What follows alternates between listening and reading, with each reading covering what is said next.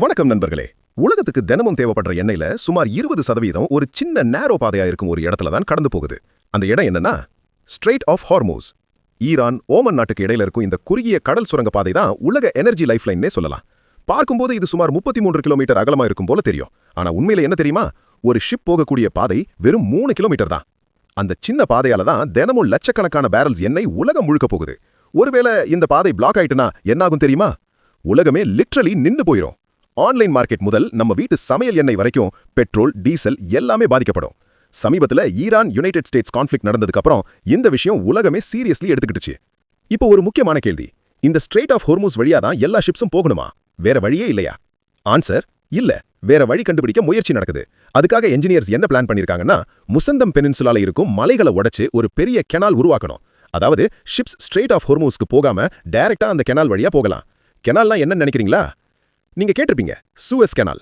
ஒரு டைம்ல எவர் கிவன் அங்க சிக்கிக்கிட்டு உலக ட்ரேட் முழுக்க பாதிக்கப்பட்டது. அதே மாதிரி தான் இந்த ப்ராஜெக்டையும்.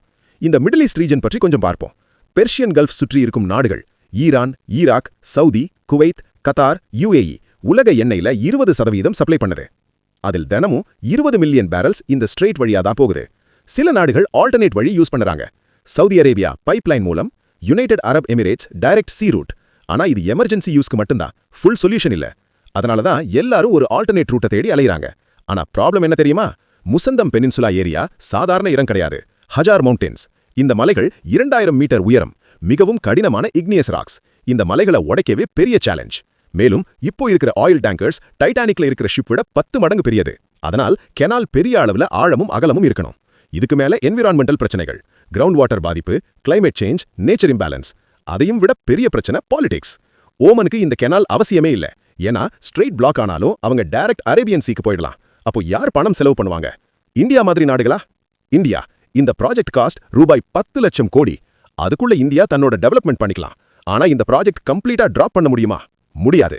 ஏன்னா ஹிஸ்டரி சொல்றது, சூஎஸ் கெனால் இல்லாத காலத்தில் Europe to Asia ships Africa முழுக்க சுற்றி போயிருக்கும். பனாமா கெனால் இல்லாத போது சவுத் அமெரிக்கா சுற்றி போனாங்க.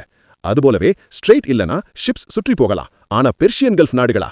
கிணத்துக்குள்ள தவளை மாதிரி டிராப் ஆயிடும். அதனால இந்த எல்லா காரணங்களையும் வைத்து பார்த்தா ஒரு நாள் நிச்சயமா முசந்தம் கெனால் ப்ராஜெக்ட் உருவாகும். இதுதான் இன்று வீடியோ. இந்த விஷயத்தை பத்தி உங்க கருத்து என்னன்னு கமெண்ட்ல சொல்லுங்க. மீண்டும் ஒரு இன்ட்ரெஸ்டிங் வீடியோவில் சந்திப்போம். See you. Bye bye.